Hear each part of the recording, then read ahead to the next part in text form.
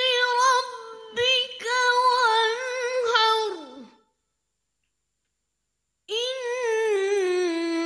شانئك هو الأبتر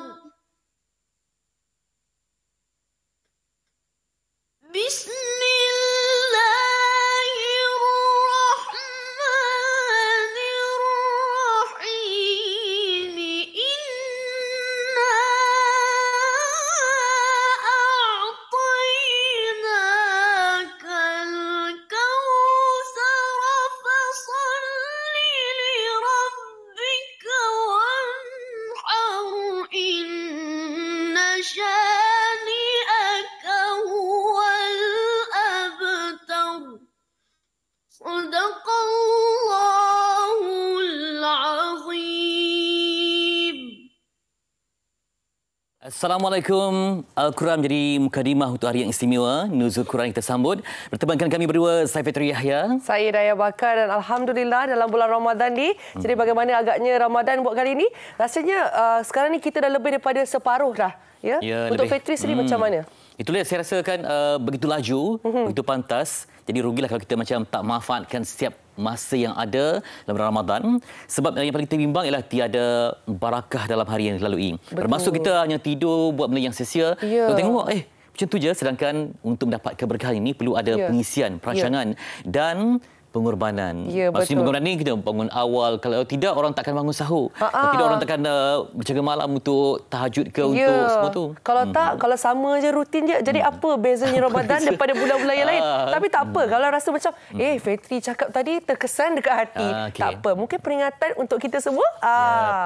Kadang-kadang kita terkesan ni bukan sebab kita, tetapi InsyaAllah daripada Allah, melalui kita ni sebagai perantara untuk disampaikan kepada orang yang mendengar dan sebagainya. Jadi kita kenalah bila kita tengok apa-apa sekalipun, bila dah penghujung ke, program apa sekalipun, mesti dia kena rancang penelitian tu. Rancang, kita pun kenalah merancang, nak kurangkan makan ke, supaya lebih kuat ibadah ke. Kalau tak rancang, hambar. Hari ini istimewa dengan Nuzul Quran, kita bawakan istimewa individu yang berjuang, yang betul-betul membudayakan Quran dalam kehidupan mereka. Dan sebentar tadi kalau kita lihat, adik Asfar tu sebenarnya bila dia membacakan tadi, saya macam Masya Allah, hebatnya, dan juga bersama bapa. Dan sebentar lagi kami akan bersama dengan mereka, dan tentunya kita ada seorang lagi rakan hos, bukan di studio sebenarnya. Semalam saya bersama dengan beliau, saya pun macam kelas racun. Saya rasa, pergilah. Sebab untuk melihat Al-Quran yang terpanjang, yang ada dipamerkan di sebuah hotel. Masya Allah. Jadi hari ini kiranya kita akan sama-sama melihat jugalah. Jadi anda semua harus terus kekal bersama dengan kami. Dan tentunya bila bercakap tentang perkongsian salam nuzul Al-Quran ini, sebentar lagi juga kami akan kongsi dengan anda bagaimana pula cuaca kita, ya. Nak rancang perjalanan sebab hujung minggu ni ramai yang dah keluar pergi cek baju raya katanya. Baik, hari ini kita berikan tumpuan, kalau boleh mana belum selot lagi Quran, inilah masa terbaik kita jadikan sebagai mukadimah. Dan sebagai mukadimah juga kita nak berkenalan dengan adik Asfar dan keluarga. Semoga ini memberikan inspirasi untuk semua. Dan ini rangkuman yang terbaik untuk anda.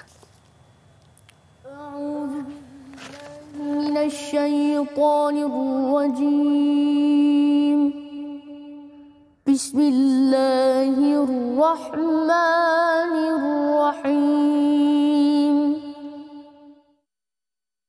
Kecil-kecil cili padi. Baru saja menginjak usia 10 tahun, kori cilik ini mencipta nama di Algeria Disember tahun lalu sebagai juara musabaqah Mazamir Daud di negara itu. Ahmad Azfar Azrai menjuarai pertandingan antarabangsa itu sebagai wakil Malaysia dalam kategori kanak-kanak bawah 15 tahun. Acara tahunan yang memberi maksud lantunan indah Nabi Daud ini turut disiarkan secara langsung melalui saluran televisyen satelit Al-Shuruq. Lebih membanggakan, kejayaan ini merupakan penampilan kedua Ahmad Azfar selepas mencipta rekod sebagai naib johan dalam program Tijan Nur di Qatar pada 19 Mac 2022.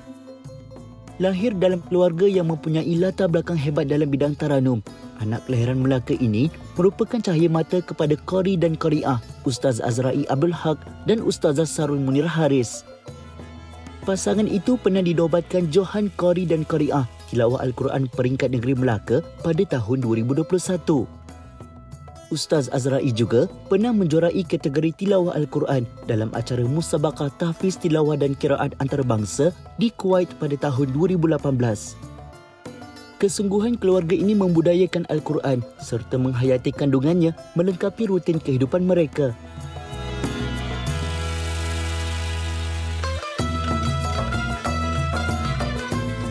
Baik, kita nak bersama dengan Ustaz Azrai Abdul Haq dan juga anaknya, qari cilik itu Ahmad Asfar Azrai di talian.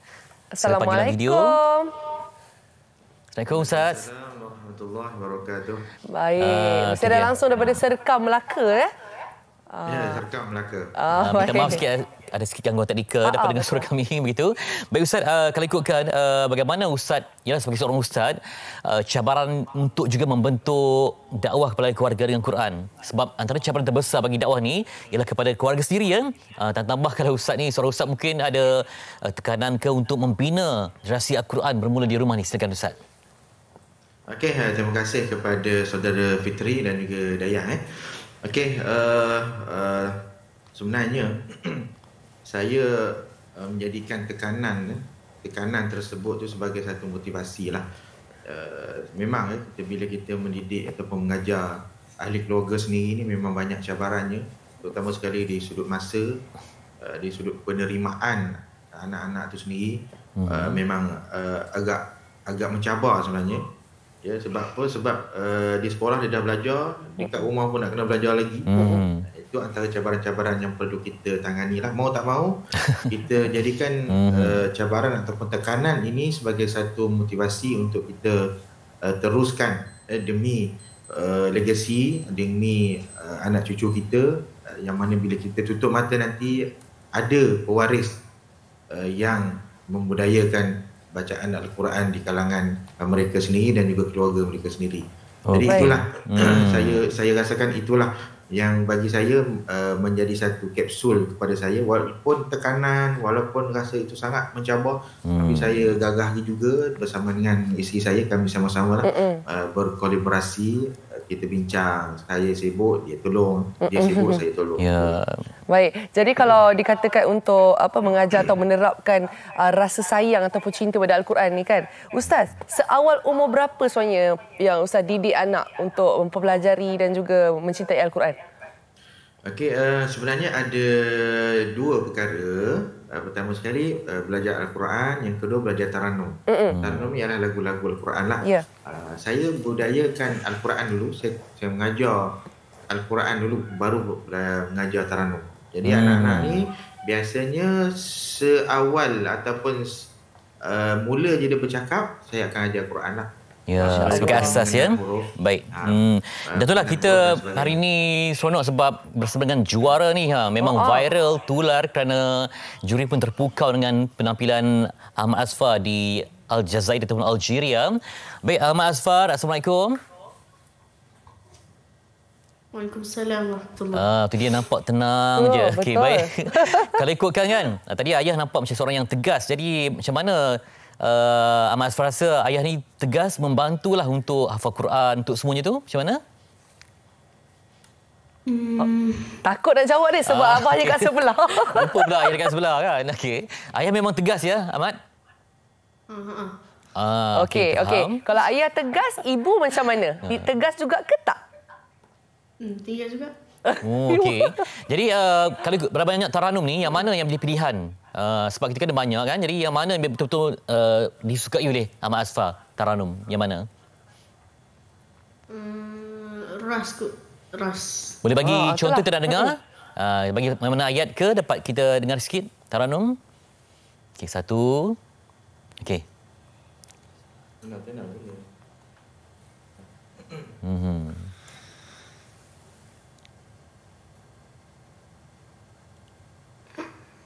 Kita bertenang seketika ya. InsyaAllah. Qari dia perlukan ketenangan. Betul. Okey, Ahmad Asfar.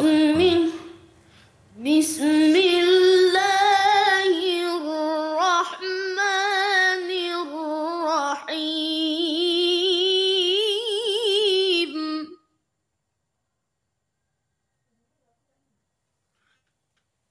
Inna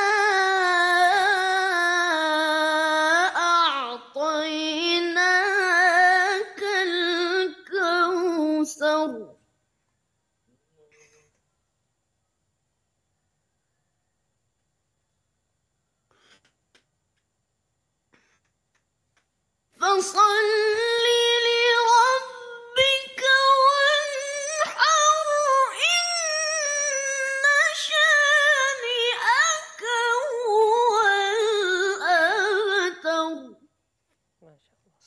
Masya Allah. صدق الله العظيم. Masya Allah. Nama pun juara dunia kan. Itulah, luar biasa saya rasa ya. ni potensi yang baik akan menjadi seorang yang hebat pada masa depan insya-Allah ya. Agenda insya-Allah. Baik Ustaz, macam mana yang pertama tadi ilmu dengan guru, dengan diri sendiri yang mengajar, penjagaan kesihatan Ustaz, untuk dapatkan suara yang baik ni apa mungkin rutin yang perlu dijaga, disiplin yang perlu ada, mungkin dapat Ustaz kongsikan. Okey, berkenaan dengan penjagaan suara, sebenarnya anak-anak ni makan je apa yang boleh makan. Ais krim pun makan juga. Tapi apa yang kami terapkan ialah latihan yang berterusan. Maksudnya latihan yang berterusan ni iaitu bila kita berlatih, suara kita akan sentiasa jadi lasak. Maknanya masuk lasak tu, apa jua cuaca, apa jua makanan yang kita makan, insya-Allah suara kita akan baik. Apa pun mesti kena latihan. Itu sangat pentinglah. Ya, bagi saya itu sangat penting, latihan yang berterusan. Baik Ustaz.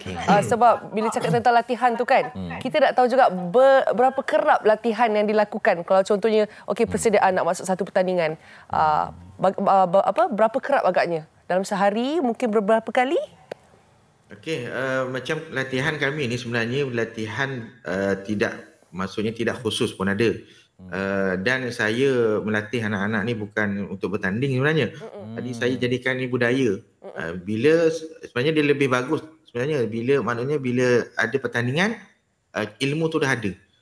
Sebab kita sentiasa berlatihan, tak bermusim, bukan untuk bertanding saja, tetapi bila ada pertandingan, insya-Allah kita akan gunakan pencapaian-pencapaian daripada latihan-latihan tersebut. Jadi kalau ikut tu banyaklah. Satu hari macam Ahmad ni, dia kadang tu sambil main game pun mengaji. Dia bukan jenis dia macam orang terzikir dia lah. Saja sampai main Roblox main Roblox ke apa ke kan. Kita Ustaz mengizinkan dia jadi budak-budak, kanak-kanak seperti biasa kan. Fitrah dia sebagai manusia, sebagai kanak-kanak, kena juga kita santuni dan sesama fokus. Baik, kalau ikutkan bila dah menang di peringkat yang tinggi ni Ustaz ya. Jadi apa perancangan Ustaz? Mungkin ada impian untuk pelawaan dari mana pihak ke, untuk dia ni dapat keistimewaan ke, mungkin nanti ada peluang untuk melanjutkan pengajian ke mana-mana ke. Ustaz ada perancangan ke arah itu ke? Sebab dia masih lagi muda, masih kecil lagi ni. InsyaAllah lah maknanya saya yang terbaik untuk dia lah ya. Kalau ada pelawaan mana-mana, insyaAllah saya akan pertimbangkan demi untuk masa depan dia. Dan sebenarnya abang-abang dan kakak-kakak dia pun pernah juara untuk Malaysia sebenarnya. Dan ni mungkin rezeki dia lah. Mungkin rezeki dia dapat pergi antarabangsa, dan kebetulan juga rezeki dia untuk dapat juara. Kalau sana juara, sini Johan, sama je sebenarnya. Tapi Quran ni orang kata sesuai untuk istilahkan Johan kan. Jadi begitulah.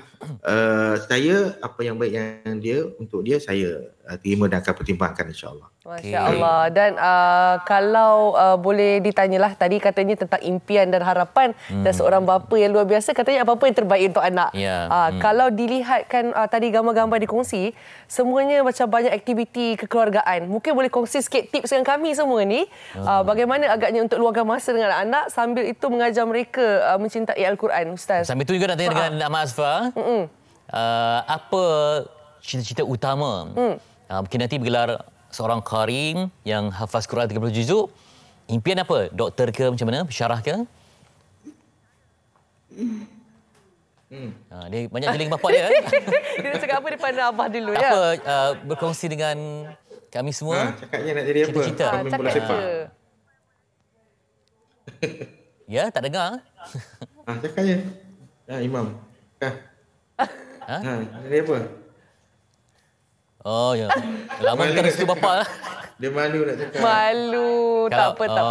Tapi kalau ikut abahnya pernah diberitahu ke nak jadi imam tu? Pernah tanya di cerita-cerita je. Dia pernah kita nak jadi imam masjid negara katanya. Wah, amin. Ya, mungkin amin. program protoje ke dengan Masjid Negara kan, insyaAllah. Masa tu kita dah jadi atuk nenek mungkin waktu tu. InsyaAllah semoga jadi kenyataan. Semoga menjadi inspirasi untuk rakan seusia, keluarga yang betul-betul mencorakkan Quran sebagai kehidupan jiwa dan amal harian. InsyaAllah. Jadi kita nak ucapkan terima kasih kepada kedua-duanya kerana sudi pagi-pagi ini dalam kita menyambut Salam Nuzul Al-Quran, didengarkan dia bacaan yang cukup indah. Jadi tahniah juga sekali lagi diucapkan kepada Ustaz Azra'i Abdul Had dan juga Ahmad Asfar Azra'i. Rupanya adik-beradik lain semua dah juara. Ya, betul. Ni ikut jalan langkah ibu bapa lah ni. Adik-beradik semua tahniah kita ucapkan. Ya, baik. Jadi selepas ini sebenarnya kami ada banyak lagi perkongsian untuk anda semua. Yang paling penting hari ini dah baca Al-Quran ke belum? Okey, insya-Allah moga kita menjadikan ia sebagai kebiasaan yang indah. Jumpa selepas ini.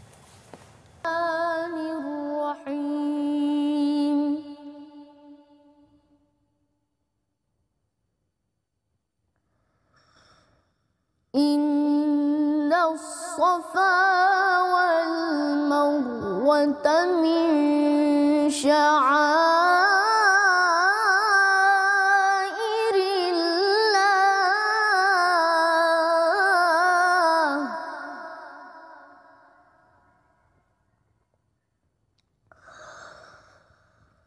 فمن حج البيت أو اعتمر فلا جناح عليه أن يطوف بهما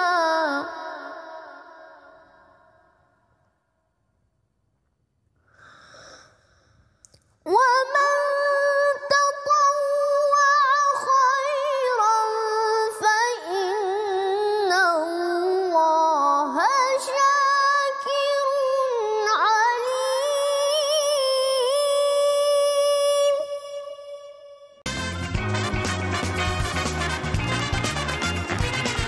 masih dalam sama pula. Terima kasih kerana setia bersama kami dalam Malaysia hari ini. Getaran Quran di jiwa sebenarnya yang begitu indah, dan kita dah janjikan tadi Haziq akan bersama untuk mengamati dan memperincikan bagaimana keadaan dan juga suasana di pameran yang amat kita nantikan. Ya, pameran Al-Quran terpanjang yang terletak di mana ni? Palace of the Golden Horses Sri Kembangan.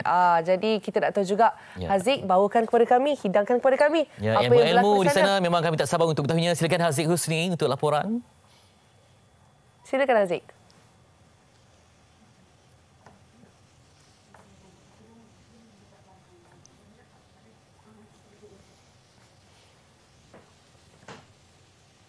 Iqra bismi rabbikal ladzi khalaq. Bacalah, ada di depan mata kita hari ini Nuzul Al-Quran. Hari Al-Quran diturunkan. Saya sangat-sangat berbesar hati apabila saya dapat berada di sini di Palace of the Golden Horses untuk menyaksikan sendiri Al-Quran yang terpanjang di dunia. 208 meter panjangnya, memuatkan 114 surah. Semua surah dapat dimuatkan di dalam satu lembaran kertas yang sangat panjang yang sedang ditarik sekarang ni, yang anda boleh saksikan sendiri di sini sampai 21 April di Palace of the Golden Horses.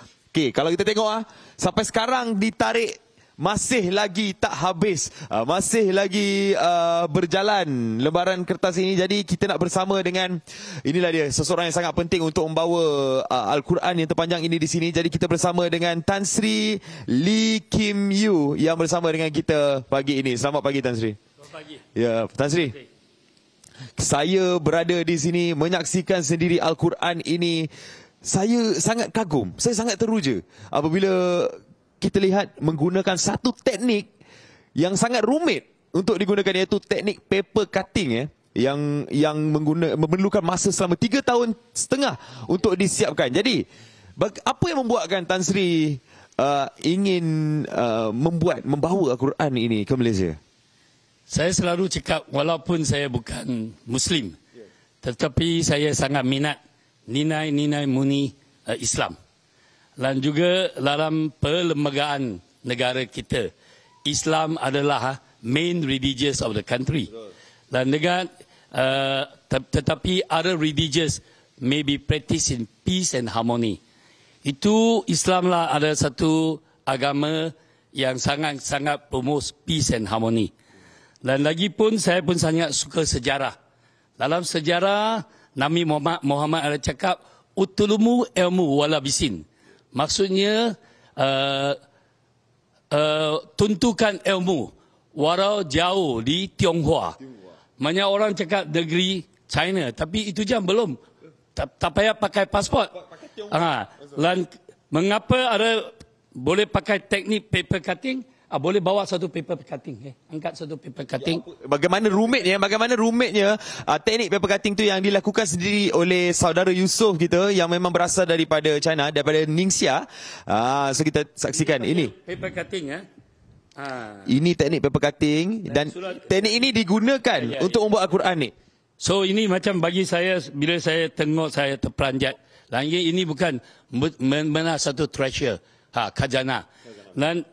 Dan brother Yusof ini, dia keturunan, kalau dalam Malaysia, kalau you tengok orang Chinese jadi Muslim, you ingat dia convert. Tapi dia punya keturunan sudah 1,000 tahun. Ya, so pasal dalam sejarah. So itu pasal saya ingat Al-Quran saya selalu cakap adalah ubat yang baik untuk bukan saja orang Islam, untuk seluruh negara, seluruh dunia. Sesiapa kalau you belajar ini nilai-nilai murni Islam, kita boleh macam membagi kemakmuran, keamanan, dan itu pasal itu pergi Tionghoa. Tiong maksudnya dia sama Confucius. Confucius dia pentingkan Tiong. Apa maksud itu Tiong? Itu dalam Islam wasatiyah. Wasatiyah. Itu ya. Kalau kita dengar apa yang Tan Sri katakan tadi, Al-Quran adalah ubat. Kalau rasa kusut, kalau rasa ada bermasalah, kalau baca Quran, insya-Allah kita akan rasa tenang. Jadi, Yusof, saya tanya soalan, mungkin Tan Sri boleh translatekan untuk Yusof. Jadi mungkin nak tanya antara cabaran dan juga apa yang antara cabaran terbesar apabila menulis Al-Quran ini. 他觉得你面对最大的挑战，做这样的一件作品最大的挑战什么？除了用了3年半的时间，最大的挑战是经济和设计。cabaran yang besar itu financial support, 经济financial support, kerana dia kena pakai 70 orang, 还有第二个设计 and then design. Ya, sebelum kita nak menulis ni, dia akan ada design dulu untuk menjadikan dia adalah satu Al-Quran yang cantik.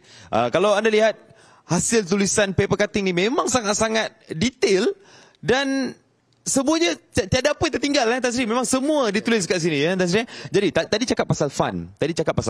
Mungkin Tan Sri boleh ceritakan mungkin berapa sebenarnya jumlah sebenar untuk menghasilkan Quran ni?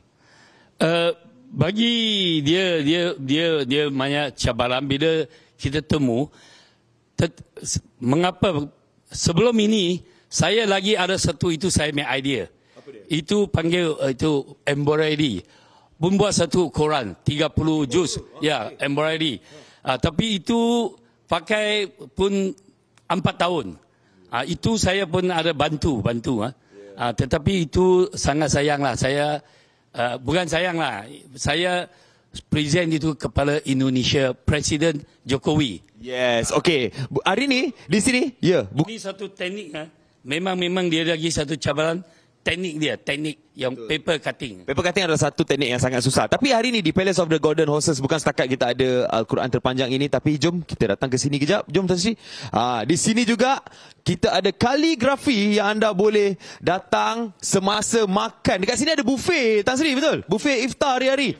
Iftar iftar hari-hari di Palace of the Golden Horses. Kalau anda datang iftar di sini, anda boleh datang untuk saksikan apa yang dipamerkan di sini. Antaranya adalah ini, kaligrafi yang dihasilkan sendiri oleh saudara Bilal kita. Ini adalah Bilal yang telah menghasilkan kaligrafi ini. Jadi ini pula ni kalau kita apa yang ditulis sebenarnya, Tazri? Sebenarnya ini saya sangat suka ini. Saya pun selalu ada tanya sama imam-imam. Ini dia cakap, ni saya 翻译一下来. Dia cakap, saya kasih translate. Nan. 人类啊，我从一男一女上创造了你们，然后让你们成为各种民族和部落，以便你们互相理解和认识。Wahai manusia, hai human, I from one girl and one man. Satu jantan, satu perempuan. To create your and let your to have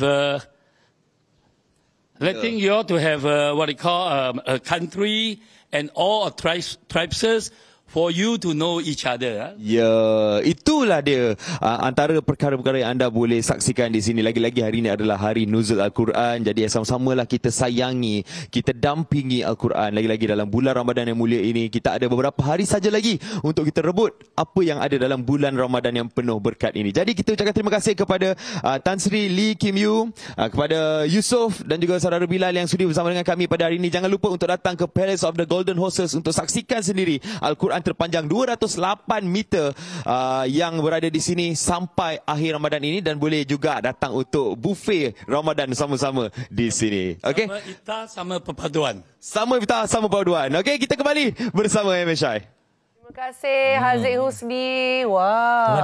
Nampak menarik ya sebenarnya. Suka ada banyak isi penting dalam tu. Ya. Yang pertama Quran dijulang, yang kedua Quran itu memberi sinar kepada yang bukan muslim juga. Ya, betul. Dan sebenarnya untuk kita sama-sama memahami dan mencintai walaupun bukan muslim, itu yang paling saya suka tadi. Okey, di studio kita bersama dengan dua insan berbaju hitam, lambang keutuhan. Ya, betul.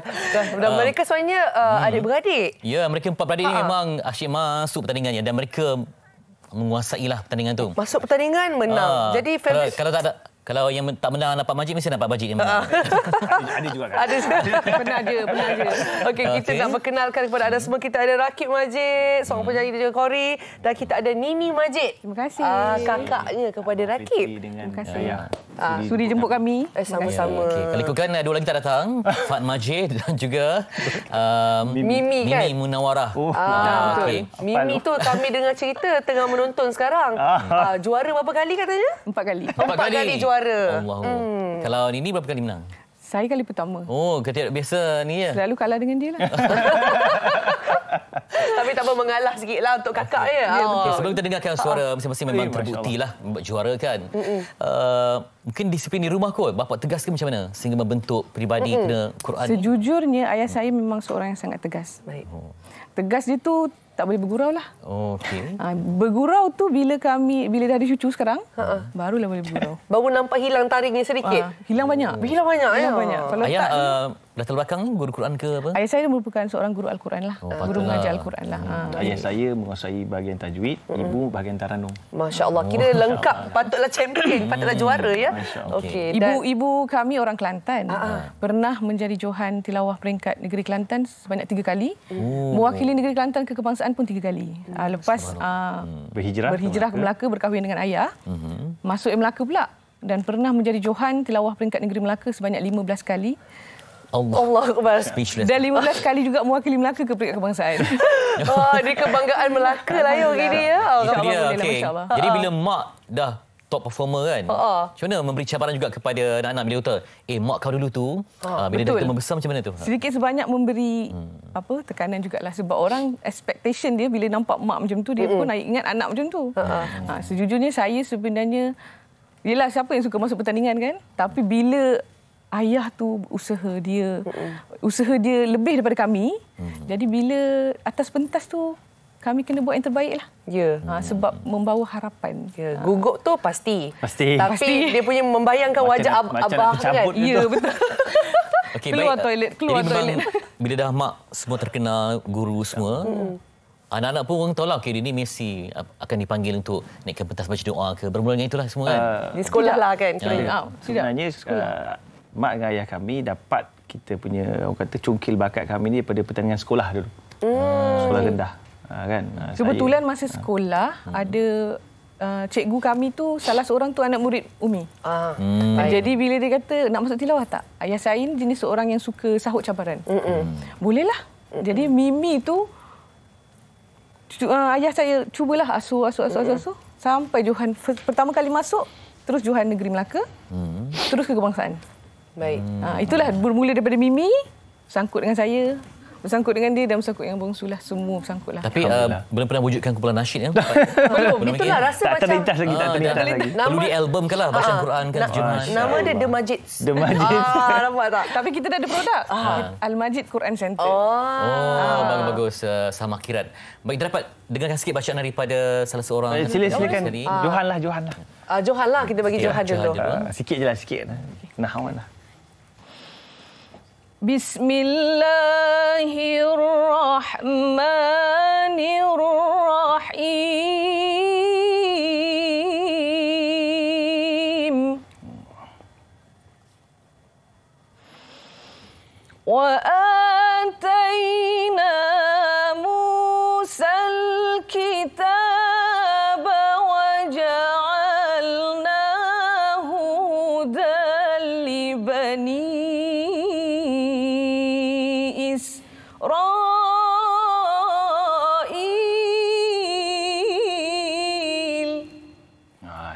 Saya sambung dah ya. Saya jangan kau sambung kejap lagi terus, masya-Allah jadi lain.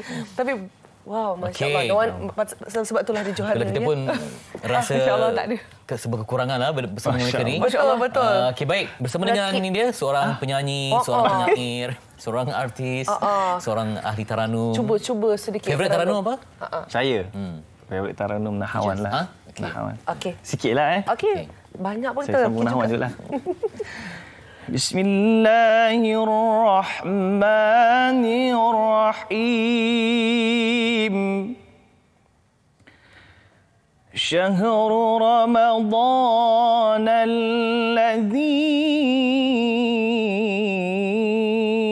unzila fihi al-Qur'an.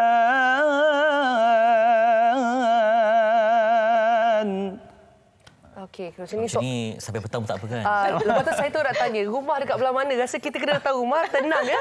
Kalau Rakib habis baca, sambung ke Nini, sambung ke Mimi. Center tu siapa yang menggerakkannya lagi? Pada asalnya, bila kami adik-beradik selalu masuk pertandingan kan, orang dah kenal. Bila nampak bin atau binti Abdul Majid tu, maksudnya anak Majid. Jadi bila kami semua dah habis belajar, ramai kawan-kawan tanya, tak nak buka pusat center mengaji ke? Kami pun belum terfikir sebab kami pun belum pandai sebenarnya. Sampai sekarang pun kami masih belajar. Lepas tu kita fikir-fikir, bolehlah jom kita buka keluarga punya. Dan setiap dalam grup, Abang Ipah akan cakap, seorang bagi cadangan nama, macam-macam nama. Tiba-tiba Abang Ipah kata, apa kata Al-Majid? ALMAJEED, Quran Center. Sejak tu kami beroperasi, Alhamdulillah, tahun ini tahun yang ke-7. Masya Allah. Student makin ramai dan malah ada yang nak... Setiap peringkat umur? Setiap daripada umur 5 tahun sampai ke 60 tahun. Di mana tu tempatnya? Di Klebang. Kami ada bangunan di tingkat 1 di Klebang. Jadi sebelum PKP kami daripada tahun pertama sampai ke tahun ke-5 kami face to face, kelas face to face lah. Tapi PKP saja kami buat keputusan untuk buat online dan sampai sekarang online. Jadi bila dah ada anak semua kan, pastinya telah tradisi itu. Mudah-mudahan lah. Pak Majid macam mana reaksi dia? Tinggi cita-cita dia. Pak Majid bersama cucu bagaimana pula training ni? Adakah berbeza dengan anak? Anak garang ada belum lagi. Memang setiap lepas maghrib tu memang datuk dia akan cakap, okey Rakib hantar pada ni mengaji. Sebab kalau dengan mak ayah dia tak apa-apa ni sangat kan, dia faham, manja kan. Faham. Hantar pada makcik dia. So memang daripada awal dah alhamdulillah lah Muammar tu dah dididik lah. Masya-Allah. Makcik mana yang paling garang? Yang nombor 1 garang. Makcik juara 4 kali tu. Tapi dengan anak buah paling tak garang. Biasalah tu. Tak pernah marah. Jadi tetap suruh saya juga ajar. Jadi saya nak suruh dia minat Quran tu, Dia nak mengaji bawah meja, saya ikut dia bawah meja. Dia nak mengaji kat tepi sana, saya ikut. Mana dia pergi, saya ikut. Saya bawa Quran, saya bawa Iqra tu sekali dengan dia. Biar dia sama-sama. Baik, sebagai keluarga yang semuanya celik Quran, macam mana perasaan bila melihat ada yang masih lagi tak mampu baca Quran? Allah. Ini satu tanggungjawab ataupun memang rasa macam rasa macam perlu dibanteras? Saya selalu cakap pada student kami di Al-Majid. Hari pertama dia datang kelas tu, pertama sekali saya cakap bersyukur kerana Allah gerakkan hati untuk mengaji Quran. Sebab tak semua orang ada perasaan nak belajar.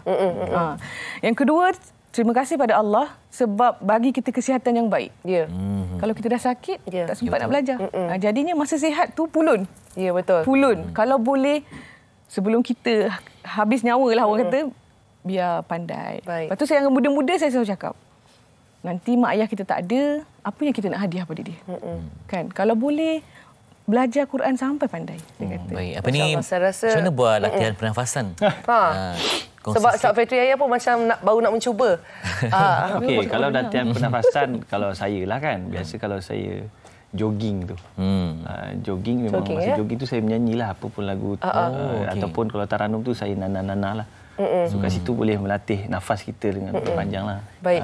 Okey, kalau diikutkan sekarang kan zaman social media kan, dan pasti ada banyak perkongsian. Macam mana agaknya kita nak ajak mungkin penonton luar sana, adik-adik, orang muda membuat konten yang berlandaskan cinta. Mungkin ada yang serius, ada yang kreatif untuk menarik perhatian orang muda. Pendapat Rakib sendirilah. Bagi saya, zaman sekarang zaman social media. Jadi apa yang kita boleh tengok dekat Instagram, dekat TikTok dan sebagainya. Dan orang muda saya tengok sekarang ni pun dah ramai. Orang kata tak malu. Dulu mungkin macam nak malu, kita nak segalah nak mengaji depan kamera. Tapi sekarang makin ramai. Dan saya sangat-sangat berharap anak-anak muda kita ni yang Islam tunjukkanlah kata apa kehebatan Al-Quran ni.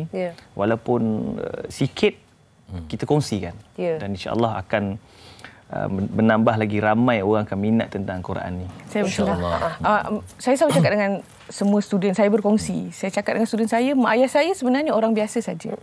Tapi ayah saya selalu cakap yang kami ni semua menumpang berkat Quran. Apa yang kami ada hari ini, apa yang Allah pinjamkan pada kami hari ini, semua berkat Quran. Mak ayah memang paksa. Dan ayah saya pernah pesan Rakib, apa pun yang kamu buatlah apa-apa pun, dapatlah duit sebanyak mana pun, jangan tinggal Quran. Dan sebab itu sebab saya masih mengajar. Mak ayahnya memang meninggalkan nasihat-nasihat yang luar biasa. Mungkin juga menjadi orang kata sesuatu yang menjentik hati kami, hati kalian untuk mempelajari Al-Quran, mencintai dan mengamalkannya. InsyaAllah. Terima kasih. Terima kasih untuk kalian mewakili keluarga Dayah. Sudi jemput kami. Cik Majid, terima kasih banyak. Sedang menonton tu. Menonton. Bapak dia seorang yang ceria, tapi tak sangka sisi ketegasan kan. Ya, betul. Dan Rakib, kita pun tahu kan Rakib Salabir Qori seorang penyanyi. Jadi Rakib sebenarnya akan nyanyi untuk kita di penghujung. Ujung. Ya, boleh ya? InsyaAllah. Terima kasih banyak. Jadi pada sisi tiga, tarik nafas sehingga mungkin dapat kita fikir kembali muhasabah. Pentingnya untuk kita kembali dalami dan juga amati Quran. Kita jumpa selepas ini.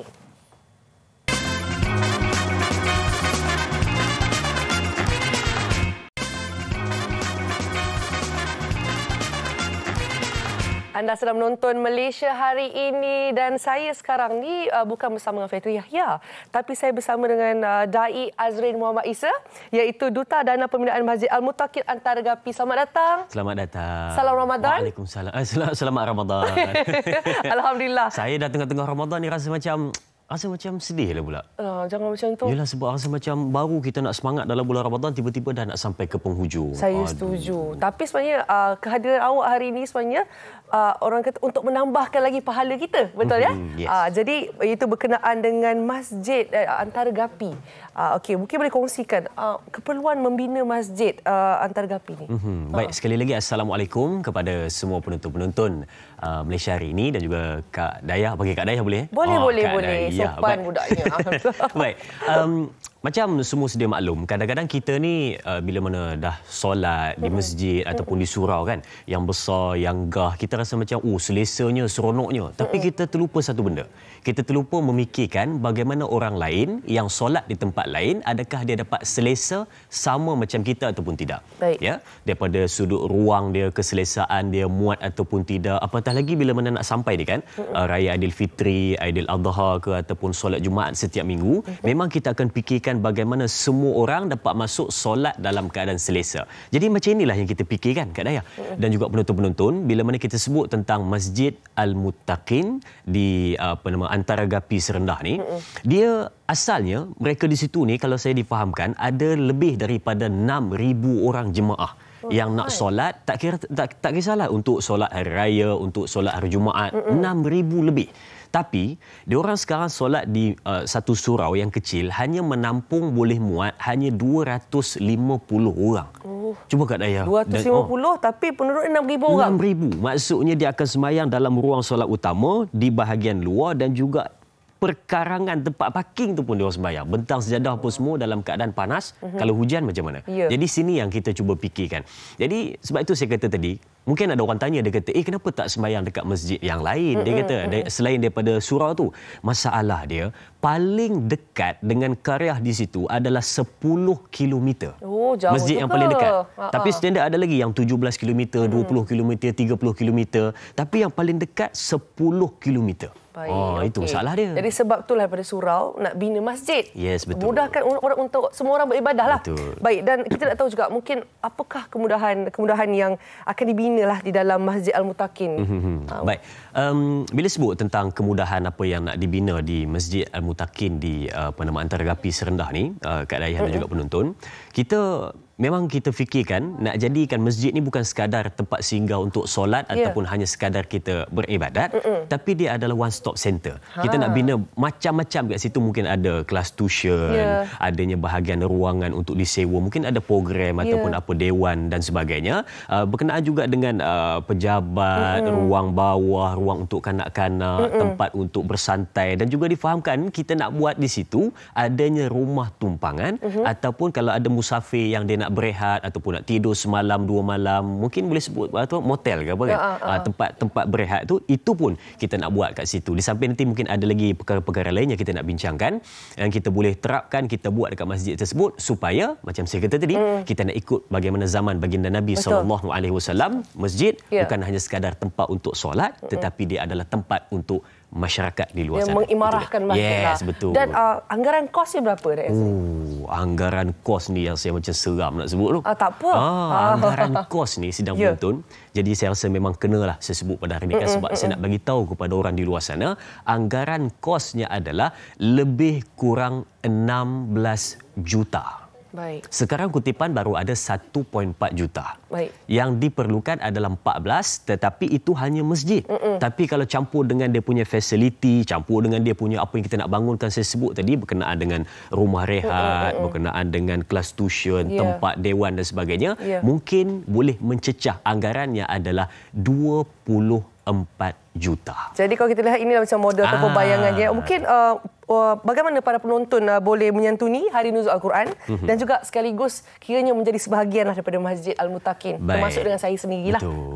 Kan kita semua nak jadi ahli-ahli masjid dan juga mereka yang cuba untuk sama-sama bangunkan. Saya, Kak Dayah, penonton-penonton semua mesti mengimpikan satu tempat ataupun satu rumah yang paling istimewa. Kalau kita duduk di atas dunia ni, Kak Dayah, rumah yang paling impian kita lah, mungkin kita kata rumah yang besar, selesa dan juga semua kelengkapan yang kita nak ada kat rumah tu. Tapi pernah tak kita terbayang satu benda, apakah rumah yang kita nak di dalam syurga?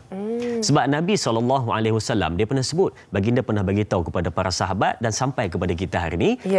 Dalam satu hadis riwayat Imam At-Tirmizi, Nabi sebut, barang siapa yang membina satu masjid di atas dunia, tak kisahlah kecil ke besar ke bagaimana rupanya, janji ianya baik, maka Allah akan binakan padanya satu rumah di dalam syurga. Maksudnya, Kalau infak ni ada peluang ni nak ambil kita ni nak bantu untuk bangunkan masjid, kita dah tempah satu rumah di dalam syurga. Rumah dalam syurga jangan bayang macam rumah dalam syurga dalam dunia. Maka lebih hebat, lebih indah, lebih bagus. Untuk siapa? Kata Nabi, bagi mereka yang berinfak, sedekah, membantu untuk membina rumah ataupun rumah Allah di atas dunia. Tadi Kak Daya tanya tadi kan berkenaan dengan Quran kan. Baik. Sikitlah sebenarnya sambutan nuzul Quran pada tahun ni kan. Betul. Saya ringkas je. Ringkas je kan.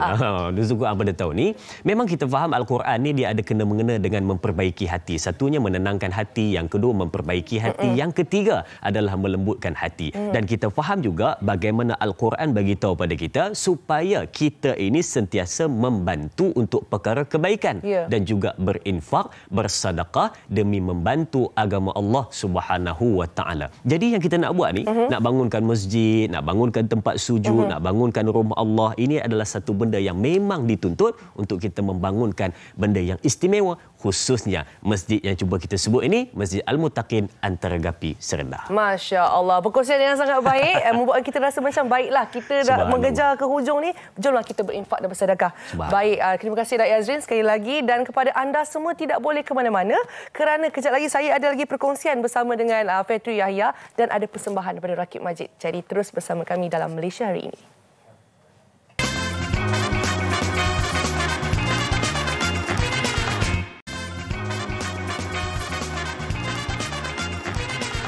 Semoga kita terjentik hati dan nurani untuk kembali interaksi dengan Quran. Maksudnya kita menjiwai dan juga jadikannya sebagai sumber kehidupan. Ya, sumber kehidupan, sumber pengharapan dan juga menjadi amalan kita setiap hari. Dan tentunya macam tadi kita kongsikan kan, kita ada Rakib Majid dengan kita. Itulah dia. Tak lengkap tanpa menyanyilah ya. Sebab sore memang merdu kalau burung-burung dengar macam burung tu pun berkicauan bersama. Ibaratnya lah, ibaratnya. Ya, dan sebenarnya esok kita nak bagi tahu topik yang sangat menarik, iaitu kuih-muih tradisional. Kebetulan tadi ada kuih peniaga kat sini Azrin. Dah sedia kuih raya betul? Yang paling digemari? Saya makmur kacang. Fetri Yahya? Kuih semprit. Susah nak tinggalkan lah. Okey, untuk penonton boleh ingat dua kuih kegemaran kami. Baik, lagunya Lokan Badana daripada Rakib Majid untuk kita meninggalkan nuzul Quran istimewa di MHI untuk hari ini. Ya, salam hujung minggu semua. Assalamualaikum.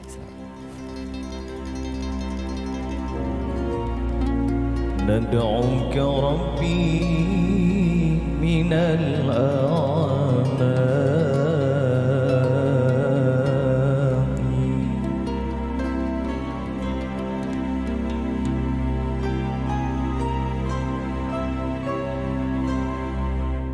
يا حبيبي يا محمد يا عروس الصفي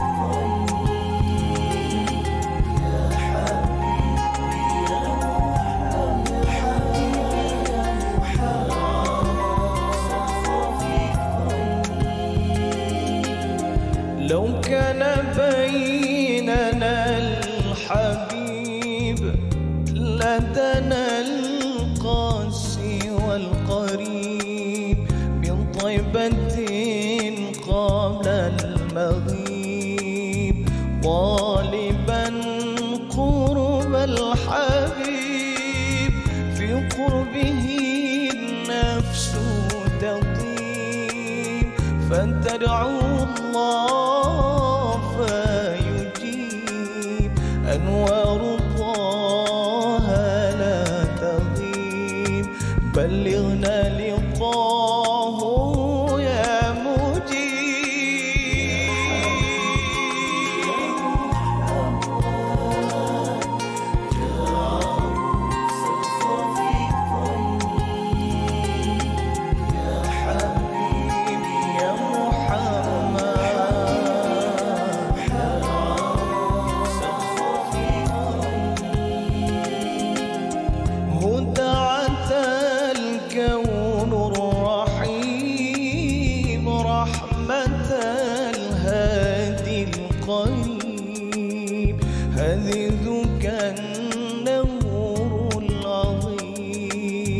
جوارك الغصن الرطيب فدك روحي يا حبيب محمد مكرم الغريب